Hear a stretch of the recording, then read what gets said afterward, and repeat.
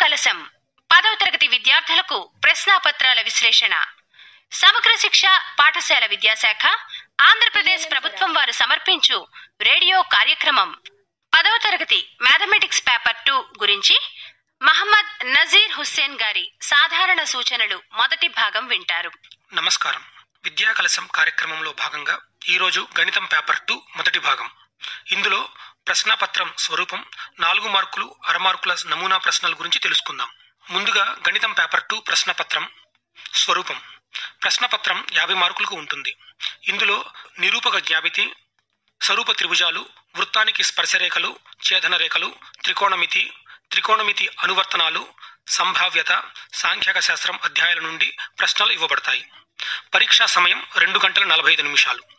ఇందులో మొదటి 15 నిమిషాలు సమయం ప్రశ్నాపత్రం చదివి అర్థం చేసుకోవడానికి కేటాయించారు. ప్రశ్నాపత్రంలో బిట్ పేపర్ విడిగా ఉండదు. ప్రశ్నాపత్రంలో 4 రకాలైన ప్రశ్నలు 4 విభాగాలతో ఇవ్వబడతాయి. ముందుగా మొదటి విభాగంలో 12 లక్షాత్మక ప్రశ్నలు ఇవ్వబడతాయి. మారిన పరీక్షా పత్రంలో ఈ ప్రశ్నలు ఎక్కువ ప్రాధాన్యతను సంతరించుకున్నాయి. వీటికి సమాధానం ఒకే పదంలో రాయాల్సి ఉంటుంది. సరైన సమాధానం రాసినందుకు అరమార్కు ఇస్తారు. ఈ ప్రశ్నలన్నింటికీ సమాధానాలు రాయడానికి సగటున 20 నిమిషాల సమయం పడుతుంది. వీటిలో పూరక ప్రశ్నలు, బహుళైచ్ఛిక ప్రశ్నలు, ట్రూ ఆర్ ఫాల్స్ మరియు స్టేట్మెంట్స్ వంటి కొన్ని రకాలు. ఇవి సాధారణంగా తక్కువ సమయం తీసుకునేవిగా ఉంటాయి మరియు ఓరల్గా క్యాల్కులేట్ చేయగలిగేవిగా ఉంటాయి.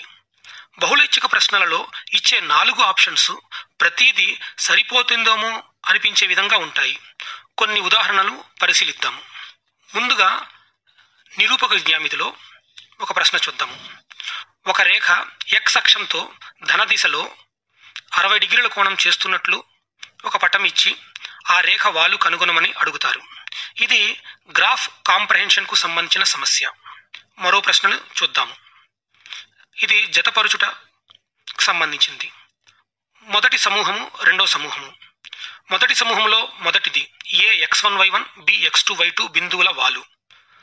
2 ఏ x1y1 b x2y2 ల మధ్య దూరం. రెండవ సమూహంలో మొదటిది A square root of x2 - x1 whole square plus y2 - y1 whole square. రెండవది B y2 - y1 by x2 - x1. C x1 + x2/2 y1 + y2/2. ఇందులో ఆప్షన్స్ ని గమనిస్తే ఏ 1a 2b, b 1b 2a, c 1c 2a, d 1b 2c. ఇది సమూహం ఏలోని అంశాలను సమూహం బిలోని అంశాలతో జతపరిచేకు సంబంధించిన ప్రశ్న. గమనిస్తే ఏలో 2 అంశాలు, అట్లాగే సమూహం 2లో 3 అంశాలు ఇవ్వడం జరిగింది. ఇందులో సూత్రాలను ఒకదానితో ఒకటి జతపరచడం చేయాలి. మరో ప్రశ్న చూద్దాము. ఒక గ్రాఫ్ ఇచ్చి ఒక రేఖ x అక్షాన్ని y అక్షాన్ని 2 బిందువుల వద్ద ఖండించే విధంగా ఇవ్వబడింది. x అక్షాలతో అట్లాగే ఈ 3 రేఖలతో ఏర్పడిన పటం యొక్క వైశాల్యం ఎంత అని అడుగుతారు. లేదా ఈ 3 బిందువులతో ఏర్పడిన త్రిభుజం యొక్క గురుత్వ కేంద్రం కనుగొనమని అడగొచ్చు. ఇంకొక ప్రశ్న, త్రిభుజము అందరి గురుత్వ కేంద్రమును సూచించు చిత్తుపటం గీయండి అని కూడా ఇక్కడ అడగొచ్చు. మరో ప్రశ్న చూద్దాము. Logarithm of 8 to the base 2, logarithm of 16 to the base 4 మరియు sin 90, sin 0 డిగ్రీల అనే 2 బిందువుల మధ్య దూరం ఎంత వంటి ప్రశ్నలు నిరూపక జ్యామితి నుంచి మనం అడగడానికి ఆస్కారం ఉంది. అట్లాగే స్వరూప త్రిభుజాలలో ఈ ప్రశ్నను చూద్దాము. ఒక త్రిభుజం ఇచ్చి అందులో ఏబిసి శీర్షాలు ఇచ్చి డిఈ ప్యారలల్ టు బీసీ ఉండే విధంగా డిఈలు ఏబి మరియు ఏసీలపై బిందువులు ఇచ్చి ఈ క్రింది వాటిని గమనించండి అడిగారు. 1 AD by DB is equal to AE by EC. 2 AD by AB is equal to AE by AC. 3 DB by AB is equal to EC by AC. Options ని గమనిస్తే 1 2లు మాత్రమే సత్యము, బి 2 3లు మాత్రమే సత్యము, సి 3 1లు మాత్రమే సత్యము, డి అన్నీ సత్యాలే. ఈ ప్రశ్నను గమనిస్తే ఇది థేల్స్ సిద్ధాంతానికి సంబంధించిన లెక్క. ఈ విధంగా ప్రశ్నలు అరమార్కు ప్రశ్నలు వేరు వేరు విధంగా ఉండే ఆస్కారం ఉంది. వృత్తానికి స్పర్శరేఖలు ఛేదన రేఖలు అనే అధ్యాయాన్ని గమనిస్తే ఇందులో మొదటిగా ఒక ప్రశ్న చూద్దాము. అధిక వృత్త ఖండం సూచించు పటం గీయండి అని ఒక ప్రశ్న అడగవచ్చు. అలాగే ఒక పటం ఇచ్చి వృత్త కేంద్రము, వృత్తంపై ఒక బిందువు, వృత్త బాహ్యంలో మరొక బిందువు ఇచ్చి ఒక స్పర్శరేఖ గీయబడింది. అయితే ఆ స్పర్శరేఖ పొడవు కనుగొనమని అడగొచ్చు.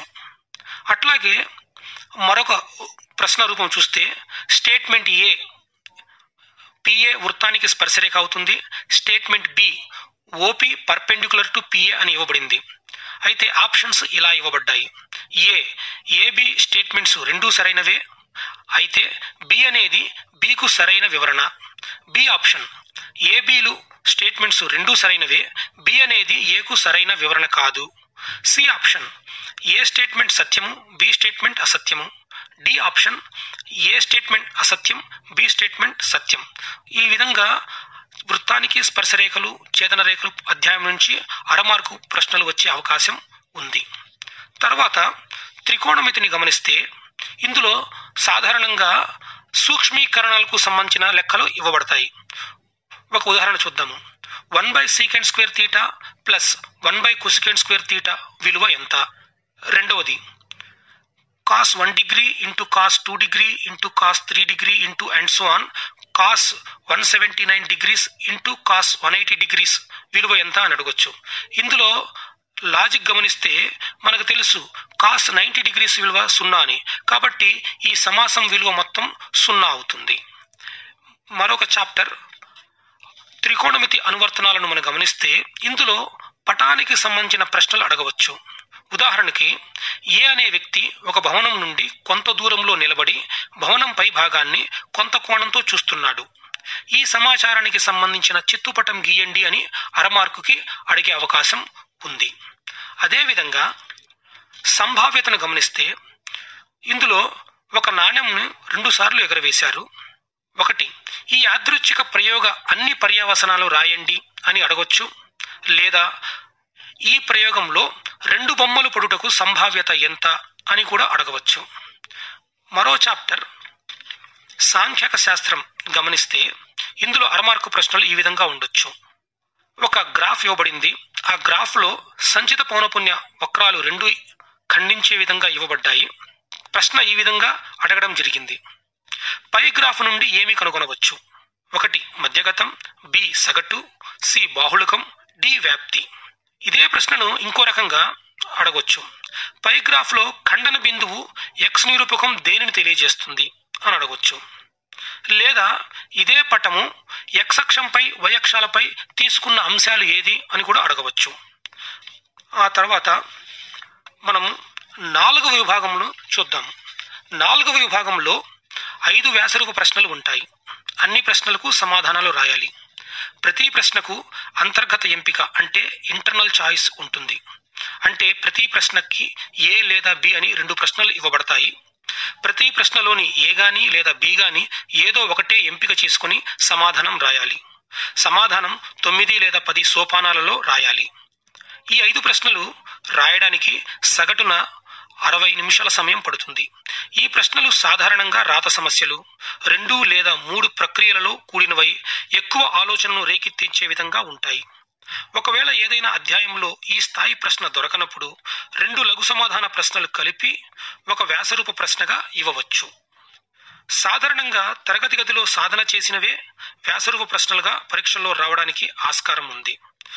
ప్రశ్నపత్రంలో సాధారణంగా 10 మార్కులకు సులభంగా ఉండే ప్రశ్నలు, 30 మార్కులకు యావరేజ్గా ఉండే ప్రశ్నలు ఇస్తే 10 మార్కులకు కఠినంగా ఉండే ప్రశ్నలు ఇవ్వబడతాయి. ఇప్పుడు నమూనా వ్యాసరూప ప్రశ్నల గురించి చూద్దాం. ముందుగా నిరూపక జ్యామితి అధ్యాయం నుంచి 1 హెరాన్ సూత్రం ఉపయోగించి త్రిభుజ వైశాల్యం కనుగొనండి 4 మార్కులకు అడగవచ్చు. ఇచ్చిన బిందువులు సమాంతర చతుర్భుజం యొక్క శీర్షాలు అవుతాయని నిరూపించండి. అంటే ఇక్కడ ఏవో 4 బిందువులు ఇవ్వబడతాయి. సమాంతర చతుర్భుజం యొక్క శీర్షాలు అవుతాయని నిరూపించండి అని అడుగుతారు. ఇవ్వబడిన బిందువులను కలుపు రేఖాఖండంను త్రిధాకరించు బిందువులను కనుగొనండి అని కూడా అడగవచ్చు. లేదా త్రిభుజ శీర్షాలు ఇచ్చి వాటి మధ్య బిందువులతో ఏర్పడే త్రిభుజ వైశాల్యం కనుగొనడం, ఆ రెండు త్రిభుజాల వైశాల్యాల నిష్పత్తి కనుగొనడం వంటివి, లేదా ఆ రెండు త్రిభుజాల గురుత్వ కేంద్రాల నిరూపకాలు సమానమేనా అని అడగడం లాంటివి జరుగుతుంది. రెండు బిందువులను కలుపు రేఖాఖండంపై ఇవ్వబడిన బిందువు ఏ నిష్పత్తిలో విభజిస్తుంది అని అడగడం జరుగుతుంది.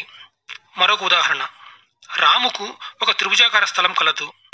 ఆ స్థలం యొక్క మూలలు 2, 3, 4, 11 -2, 5 అయితే ఆ భుజాల మధ్య బిందువులను కలుపుగా ఏర్పడే స్థలంలో ఈత కొలను ఏర్పాటు చేస్తే ఆ ఈత కొలను వైశాల్యం ఎంత అని కూడా అడగవచ్చు.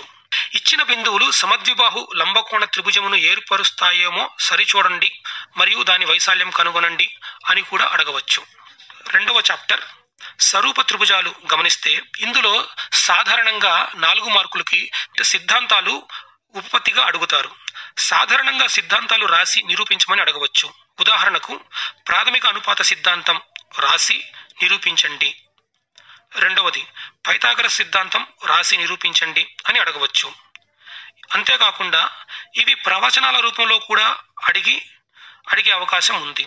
ఉదాహరణకు ఒక లంబకోణ త్రిభుజంలో కర్ణము మీది వర్గము మిగిలిన 2 భుజాల వర్గాల మొత్తానికి సమానం అని చూపండి అని అడగవచ్చు. లేదా ఒక త్రిభుజంలో ఒక భుజానికి సమాంతరంగా గీసిన రేఖ మిగిలిన 2 భుజాలను ఒకే నిష్పత్తిలో విభజిస్తుంది అని చూపండి అని అడగవచ్చు.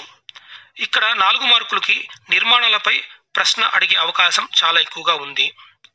ఇందులో మొదటిగా 3 భుజాలు ఇచ్చి ఆ కొలతలతో త్రిభుజాన్ని నిర్మించి ఇచ్చిన స్కేలు గుణకానికి స్వరూప త్రిభుజం నిర్మాణం చేయమని అడగవచ్చు. వీటికి సంబంధించిన నమూనా ప్రశ్నలు అభ్యాసం 8.2లో 10, 11, 12లను మీరు చూడవచ్చు. త్రిభుజ నిర్మాణానికి సంబంధించిన కొలతల్లో కొన్ని సందర్భాల్లో కోణములు కూడా ఇవ్వడం జరుగుతుంది. ఈ సందర్భాలను కూడా మనం ప్రాక్టీస్ చేయడం మంచిది. సిద్ధాంతాలను ఉపయోగించుకొని నిరూపణలు చేసే లెక్కలు అడగవచ్చు. ఉదాహరణకు ఈ లెక్క గమనించండి. ABCD దీర్ఘ చతురస్రంలో O ఏదైనా ఒక బిందువు, O అనే బిందువు దీర్ఘ చతురస్రంలోని అంతరంలో ఇవ్వబడిన బిందువు అయితే OB² + OD² = OA² + OC² అని నిరూపించండి అని ప్రశ్న అడగవచ్చు. ఈ ప్రశ్నను గమనిస్తే ఇది పైథాగరస్ సిద్ధాంతాన్ని ఉపయోగించుకొని చేసే లెక్క. మరికొన్ని లెక్కలు చూద్దాము. కోకో స్వరూపత సిద్ధాంతం లేదా ప్రాథమిక అనుపాత సిద్ధాంతం ఉపయోగించి చేయాల్సిన లెక్కలు కూడా 4 మార్కులకి అడగడానికి అవకాశం ఉంది. ఉదాహరణకి 1/x + 1/y = 1/z అని నిరూపించండి అనే లెక్క మీరు టెక్స్ట్ బుక్ లో చూసే ఉంటారు. ఈ లెక్క కూడా రావడానికి అవకాశం ఉంది. అంతేకాకుండా రాంబస్లో భుజాల వర్గాల మొత్తం దాని కర్ణాల వర్గాల మొత్తానికి సమానం అని చూపండి అని కూడా అడగవచ్చు. కొన్నిసార్లు ఈ లెక్క 2 మార్కులకు కూడా అడగడానికి అవకాశం ఉంది. మరికొన్ని లెక్కలు గమనిస్తే పైథాగరం సిద్ధాంతాన్ని ఉపయోగించుకొని ఒక త్రిభుజం ఇవ్వబడుతుంది. వాటి భుజాలు A, B, C అయితే C మీద గీయబడిన ఉన్నతి P అయితే PC = AB అని 1/P² = 1/A² + 1/B² అని నిరూపించండి అని కూడా అడగవచ్చు. ఇలాంటి ప్రశ్నలు మనకి స్వరూప త్రిభుజాలు అధ్యాయం నుండి రావడానికి ఆస్కారం ఎక్కువగా ఉన్నాయి. ఇప్పుడు వృత్తానికి స్పర్శరేఖలు మరియు ఛేదన రేఖలు అనే పాఠం గురించి ఆలోచిస్తే ఇందులో ముఖ్యంగా వృత్తానికి గీయబడిన స్పర్శరేఖలు నిర్మాణం ఎక్కువగా రావడానికి ఆస్కారం ఉంది. ఒక వృత్త జ్యా పొడవు అది కేంద్రం వద్ద చేయు కోణము ఇచ్చి దాని ద్వారా ఏర్పడు అల్పవృత్త ఖండ వైశాల్యం అధిక వృత్త ఖండ వైశాల్యం కనుగొనుమని కూడా అడగవచ్చు. ఉదాహరణ గమనిస్తే 10 సెంటీమీటర్ల వ్యాసార్థం గల వృత్తంలో ఒక జ్యా కేంద్రం వద్ద చేయు కోణం లంబకోణం అయితే దాని ద్వారా ఏర్పడిన అల్ప వృత్త ఖండ వైశాల్యం అధిక వృత్త ఖండ వైశాల్యం కనుగొనుము అని అడగవచ్చు. అట్లాగే ఇక్కడ విలువలు మార్చి మరో లెక్క కూడా అడగవచ్చు. 14 సెంటీమీటర్ల వ్యాసార్థం గల వృత్తంలో ఒక జ్యా కేంద్రం వద్ద చేయు కోణం 120 డిగ్రీల కోణం అయితే దాని ద్వారా ఏర్పడు అల్పవృత్త ఖండ వైశాల్యం అధిక వృత్త ఖండ వైశాల్యం కనుగొనుము అని కూడా అడగవచ్చు. అంతేకాకుండా అర్ధవృత్తంలో త్రిభుజం ద్వారా ఏర్పడిన వృత్త ఖండాల వైశాల్యాలు కనుగొనుమని అడగవచ్చు. ఇంకా నిర్మాణాల విషయానికి వస్తే వృత్త వ్యాసార్థం ఇచ్చి కేంద్రం వద్ద కొంత దూరంలో గల బిందువు నుండి స్పర్శరేఖలు గీయమని అడుగుతారు. ఇలాంటి ప్రశ్నలు ఎక్కువగా మనకి వృత్తాలు స్పర్శరేఖలు పాఠం నుండి రావడానికి ఆస్కారం ఉంది. అంతేకాకుండా సిద్ధాంత నిరూపణలపై కూడా మనకి 4 మార్కుల ప్రశ్నలు అడగడానికి అవకాశం ఉంది. వాటిలో కొన్ని చూద్దాము. ఒక వృత్తానికి బాహ్య బిందువు నుండి గీయబడిన స్పర్శరేఖ పొడవులు సమానం అని నిరూపించండి అని అడగవచ్చు. అట్లాగే ఈ సిద్ధాంతం ఉపయోగించి సమాంతర చతుర్భుజంలో ఒక వృత్తం అంతర్లిఖించబడిన అది సమచతుర్భుజం అవుతుంది అని నిరూపించండి అని అడగవచ్చు. ఇప్పుడు మనం త్రికోణమితిలో 4 మార్కుల ప్రశ్నలు ఏ విధంగా ఉంటాయో చూద్దాం. సాధారణంగా ఇందులో 4 మార్కులకు నిరూపణలు అడుగుతూ ఉంటారు. ఉదాహరణకి కొన్ని చూద్దాము. 1 secant theta plus tan theta is equal to P అయితే సైన్ థీటా విలువను పి పదాలలో కనుగొనండి. Cosecant theta minus cot theta whole square is equal to 1 minus cos theta by 1 plus cos theta అని చూపండి. 3 cosecant theta plus cot theta is equal to K అయితే cos theta is equal to K square minus 1 by K square plus 1 అని చూపండి. అంతేకాకుండా మరికొన్ని లెక్కలు sine theta minus cosecant theta whole square plus cos theta minus secant theta whole square is equal to cot square theta plus tan square theta minus 1 అని చూపండి అని కూడా అడగవచ్చు. మరో ఉదాహరణ చూద్దాము.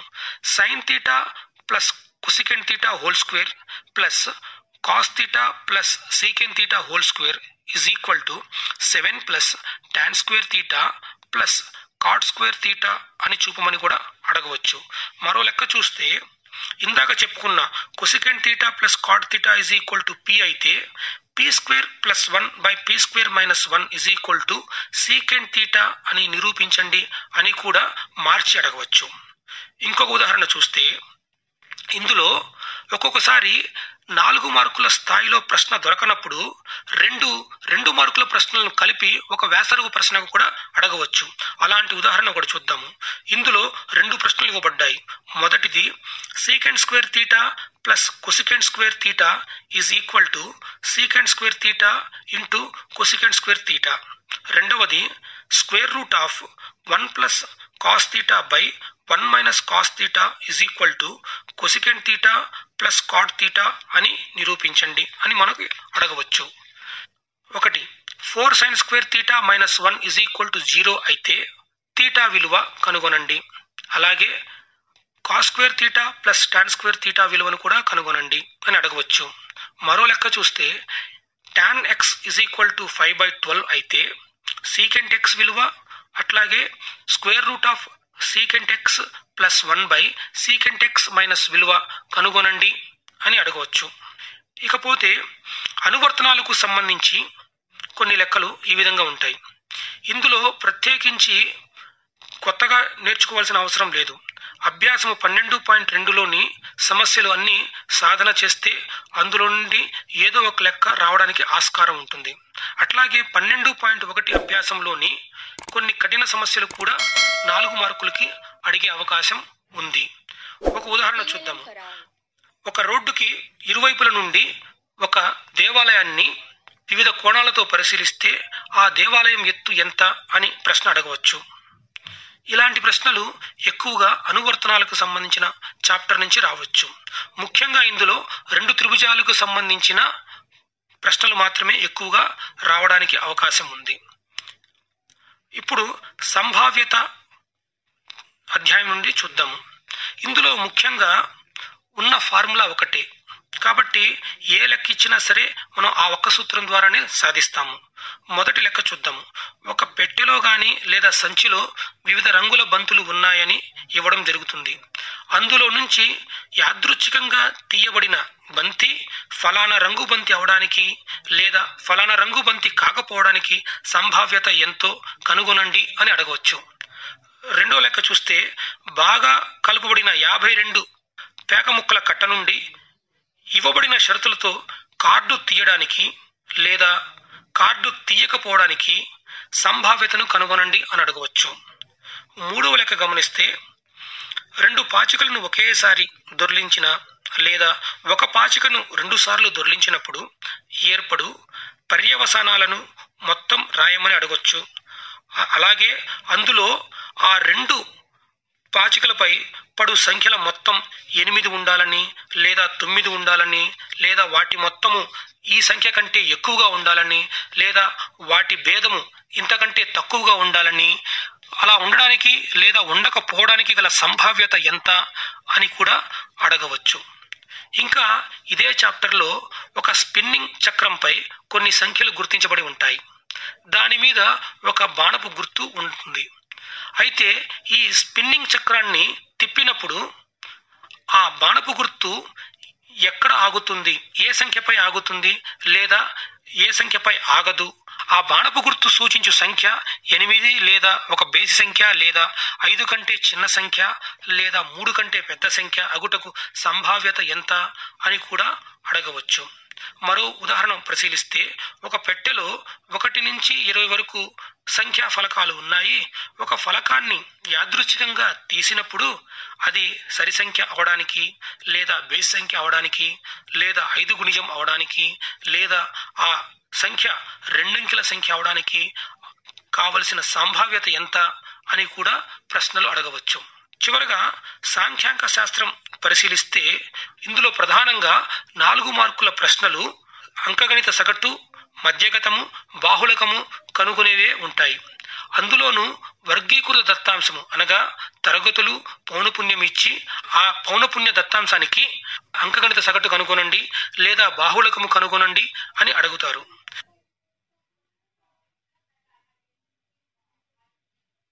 ఇలాంటి ప్రశ్నలు ఎక్కువగా రావడానికి ఆస్కారం ఉంది. ఒక వర్గీకృత దత్తాంశం ఇచ్చి ఆ దత్తాంశానికి సంబంధించిన సగటు కూడా ఇవ్వడం జరుగుతుంది. అయితే ఆ పౌనపుణ్యాలలో ఏదో ఒక రాశిని ఎక్స్గా ఇచ్చి ఆ పౌనపుణ్య రాశి విలువ కనుగొనమని కూడా అడుగుతారు. అంతేకాకుండా అంకగణిత సగటు కనుగొనేటప్పుడు 3 రకాలుగా ఉన్నాయి. 1 ప్రత్యక్ష పద్ధతి, 2 విచలన పద్ధతి, 3 సంక్షిప్త విచలన పద్ధతి. ఈ 3 పద్ధతుల్లో ఏదైనా సరే మనం ఎన్నుకోవచ్చు.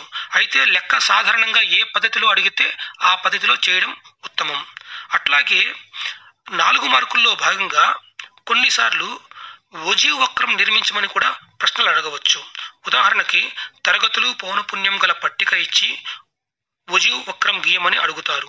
అట్లాగే దాని సహాయంతోనే మధ్యగతమును కనుగొనండి అని కూడా అడుగుతారు. ఇలాంటి ప్రశ్నలు సాధారణంగా 4 మార్కులకి రావడానికి ఆస్కారం ఉన్నాయి. ఇప్పుడు మరికొన్ని వ్యాసరూప ప్రశ్నలు చూద్దాం. ఉదాహరణకి ఒక లీపు సంవత్సరంలో 53 ఆదివారములు వచ్చే సంభావ్యత ఎంత? అదేవిధంగా ఒక సాధారణ సంవత్సరంలో 54 ఆదివారములు వచ్చే సంభావ్యత ఎంత? వీటిని సహేతుకంగా వివరించండి అని అడగవచ్చు. ఇందులో లీపు సంవత్సరాన్ని గమనిస్తే లీపు సంవత్సరంలో 366 రోజులు ఉంటాయి. అనగా 364 రోజులు ప్లస్ 2 రోజులుగా రాసుకోవచ్చు. 364 అనగా 52 వారాలు.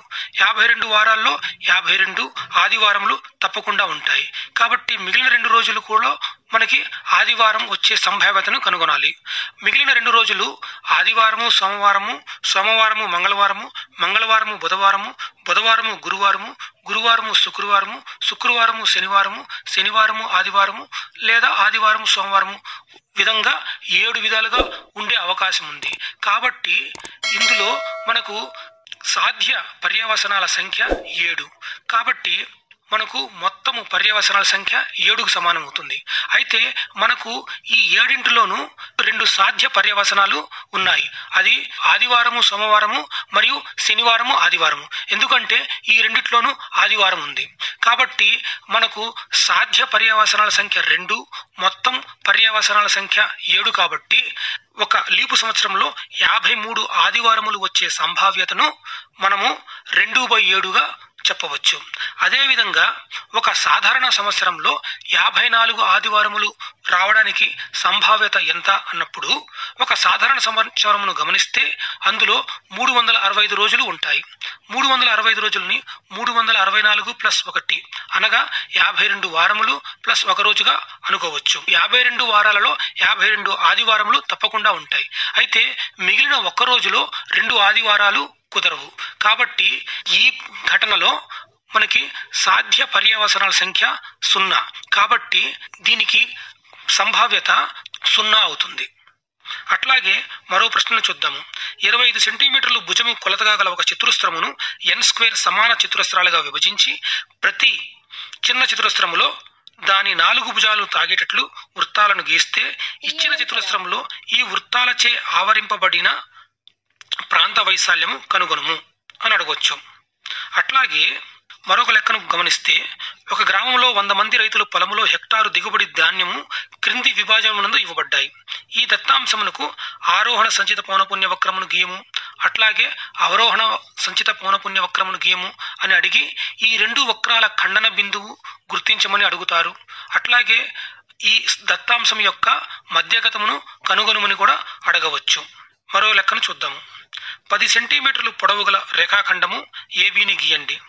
ఏ కేంద్రముగా 5 సెంటీమీటర్ల వ్యాసార్థముతో ఒక వృత్తము, బి కేంద్రముగా 3 సెంటీమీటర్ల వ్యాసార్థముతో మరొక వృత్తము గీయండి. ఒక వృత్త కేంద్రము నుండి మరొక వృత్తానికి స్పర్శరేఖలు గీయండి. ఈ లెక్కను చూడగానే కొంచెం కఠినమైన లెక్కగా అనిపిస్తుంది. కానీ మనం సాధన చేసిన ఒక వృత్తం యొక్క బాహ్య బిందువు నుండి ఒక వృత్తానికి గీయబడిన స్పర్శరేఖలను గీయడము ఇవి రెండూ కూడా ఒకటే. అయితే ఈ సందర్భంలో ఒక వృత్తము దానికి బాహ్య బిందువు మరొక వృత్తం యొక్క కేంద్రముగా ఇవ్వబడింది.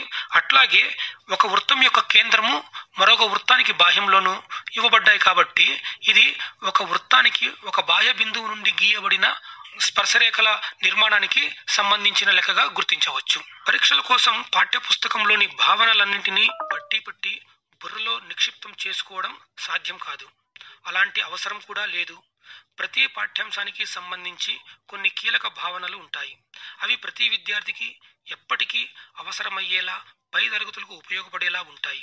అలాంటి కీలక అంశాలనే పరీక్షలలో అడగడం జరుగుతుంది.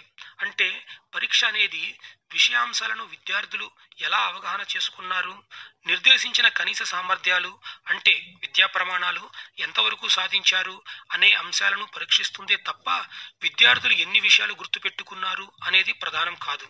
ప్రశ్నలన్నీ సమాధానాలు గుర్తుపెట్టుకుని రాయడానికి, బట్టి రాయడానికి వీలుగా ఉండవు. ఆలోచించి రాసేలా ఉంటాయి. నేర్చుకున్న అంశాలను కొత్త పరిస్థితులకు అన్వయించగలగడం, విశ్లేషించగలగడం, మొదటిసారిగా చూసిన ప్రశ్నలకు కూడా తగు రీతిలో సమాధానాలు రాయడం చేయగలగాలి. కొన్ని ప్రశ్నలకు సమాధానాలు ఒకే రకంగా సమాధానం రాయడానికి బదులు బహుళ సమాధానాలు వచ్చేలా ఉంటాయి. ఈ అంశాలన్నింటినీ దృష్టిలో పెట్టుకుని ప్రశ్నాపత్రాన్ని విద్యా ప్రమాణాల ఆధారంగా తయారు చేస్తారు. కాబట్టి భావనలపై సరైన అవగాహన, పట్టు ఉన్నప్పుడే ఒక భావనపై ప్రశ్న ఏ విద్యా ప్రమాణంపై అడిగినా సమాధానం రాయగలం. ఈ సందర్భంగా మీ అందరికీ శుభాకాంక్షలు. రెండో భాగంలో 1 మార్కు ప్రశ్నలు, 2వ మార్కు ప్రశ్నలు. మహమ్మద్ నజీర్ హుస్సేన్ గారి సాధారణ సూచనలు మొదటి భాగం విన్నారు. ఈ కార్యక్రమ ప్రాయోజకులు సమగ్ర శిక్ష పాఠశాల విద్యాశాఖ, ఆంధ్రప్రదేశ్ ప్రభుత్వం. మా వీడియో నచ్చినట్లయితే లైక్ చేయండి, షేర్ చేయండి. మరిన్ని వీడియోస్ కోసం మా ఛానల్ ను సబ్స్క్రైబ్ చేయండి.